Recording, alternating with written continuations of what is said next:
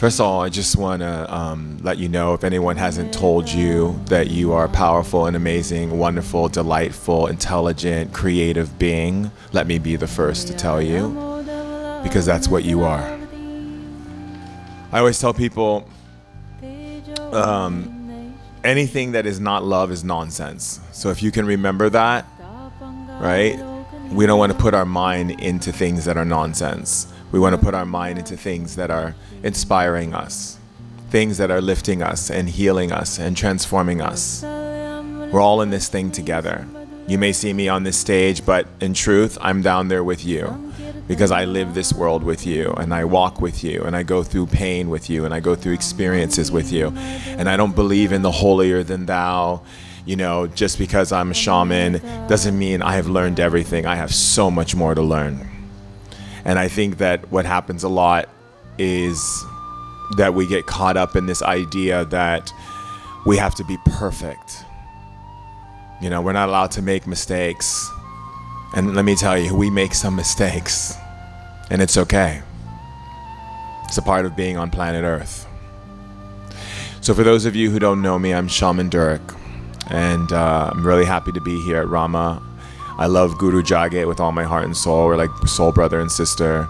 So when she's always asking me to come to Rama and speak, it's an honor. It's my first time in the New York space, so it's wonderful. I've done stuff at the LA space, and as well, I'll be doing stuff in Mallorca for the festival. And just take a time to look to the person near you.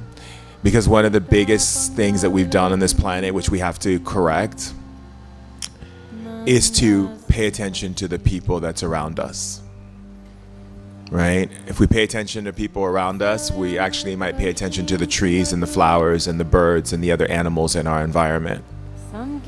As I've said to many people before, it's like we know so much what's going on in social media, and we know so much what's going on in our personal lives, but we don't even know the type of bird species that's in our own environment. It's time for us to reconnect back to nature, reconnect back to each other. So just look at the person next to you or around you. Just stare at them for a little bit. Don't just turn your head and say hi and then turn back to your comfort zone. But just stare at them for a little bit. Just stare. You know, the first communication and the first ability to understand manifestation, because we're talking about that today. We're talking about, words and manifestation, right? And the first communication is the body. The first communication is the eyes. The first communication is the face, right?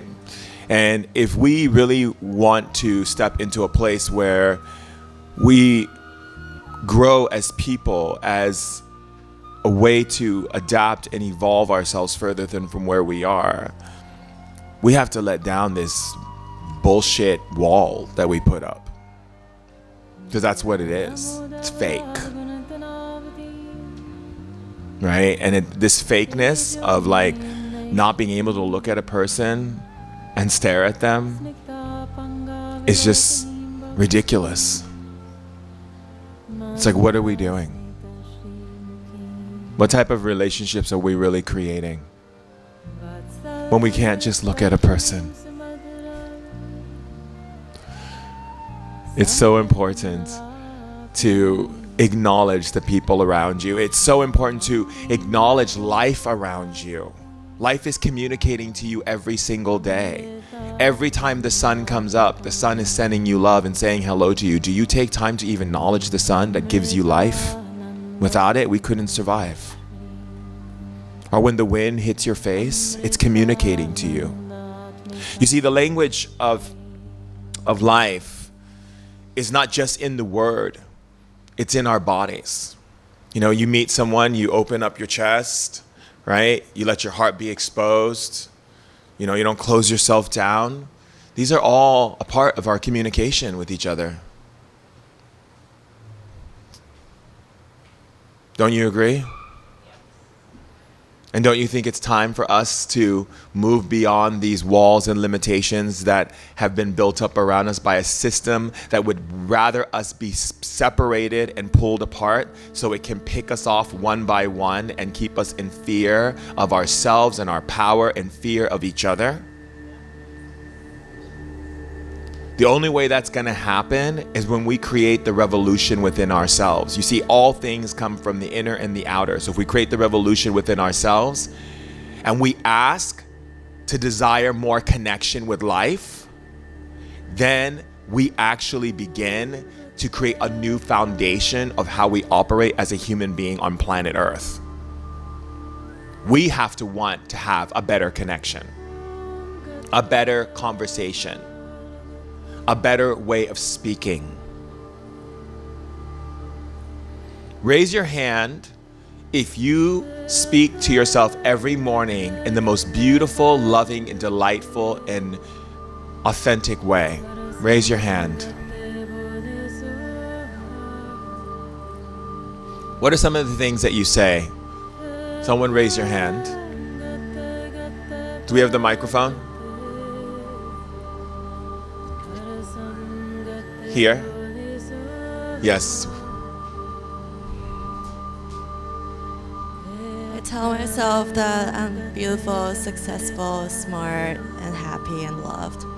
Good. Pass the microphone over. I'm strong, I'm able, I'm beautiful. I'm loved, I'm powerful, I'm beautiful, I'm growing. So, pass the microphone back over there. What do you tell yourself in the morning? Well, most mornings I wake up and I say, shit, I'm here again. And how do I deal with this? And where are my things? And how the fuck did I get here? Right. But some of the mornings I try to do what you say. It's very hard. Let's take your word try, for instance. And let's take your word try and throw it in a trash can. Because the word try means absolutely nothing. There's no power in the word try. You can't try to change. You can't try to love. You can't try to do anything.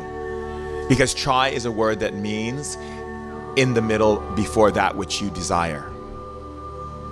So when you say, I'm trying to change, you're really not. You're just lying. And that's okay. I'm very direct. So if you're lying, you're lying. I mean, come on, we all lie. The whole world lies. It's not like they want to lie. It's just that they believe that they have to lie because those are the ways that they were taught in order to survive, in order to be liked, in order to be loved, in order to be appreciated, in order to be valued, in order to be seen, in order to be something. They lie. So they'll, if they're talking to a bunch of friends, they'll be like, so are you working on that? Yeah, I'm working on it. Really? What days? Monday, Tuesday, Wednesday, Friday, Saturday. I guarantee you there's not one day that they can say. Because we use words as ways to do what we call a washover. You know what a washover is? Washover means that you have no intention in being in your power and you have no intention in being authentic in your power with another person. So you use words to wash over so that way they'll change the conversation or redirect the conversation into something off of you. So when you say try, you don't really want to engage what you're really doing. You don't want to talk about it because perhaps you're embarrassed or perhaps you feel like, you're not doing the things that you need to do.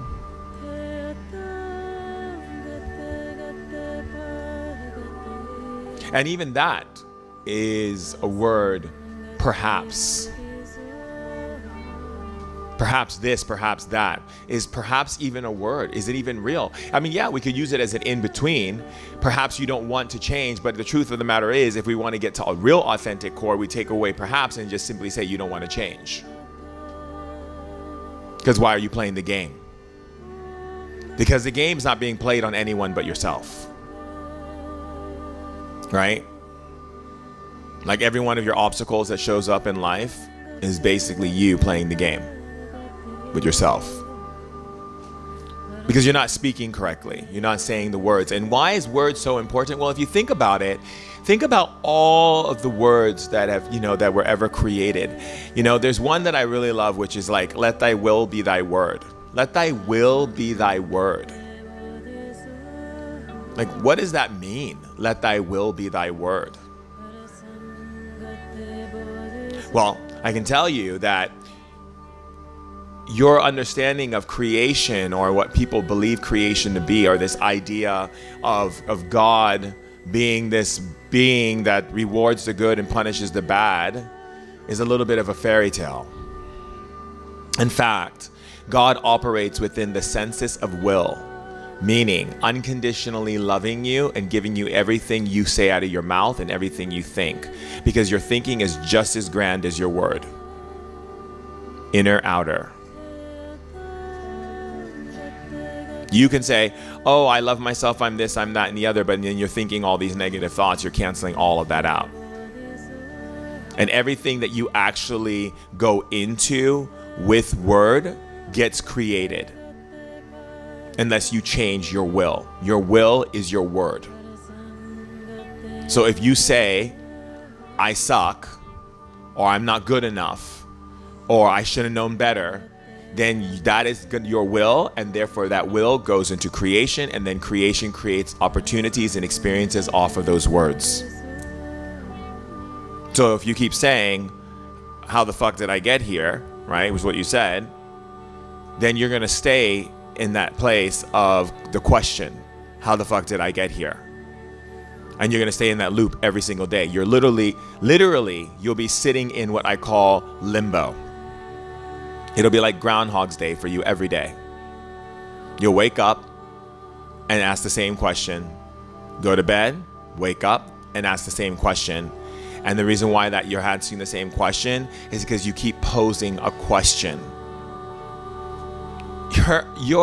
First of all, let me just kind of like break it down to you. You are not people who are just sitting here in human bodies just being here. Like, we have to like kind of like really get to the core of what you are and why you're here. You're not just human beings in a body who eat food and go to the bathroom and fall in love and pay bills and go to a party with a friend and have coffee or tea with someone, or go to a retreat or whatever you do, or make love, whatever it is that you do as human beings.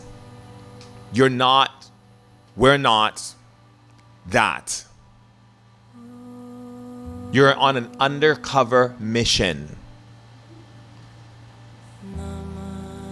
Need I remind you why you raised your hand and said, I will go to planet Earth, erase my memory, and I will choose a parent and a family bloodline that is suitable to what I've come to the earth to do?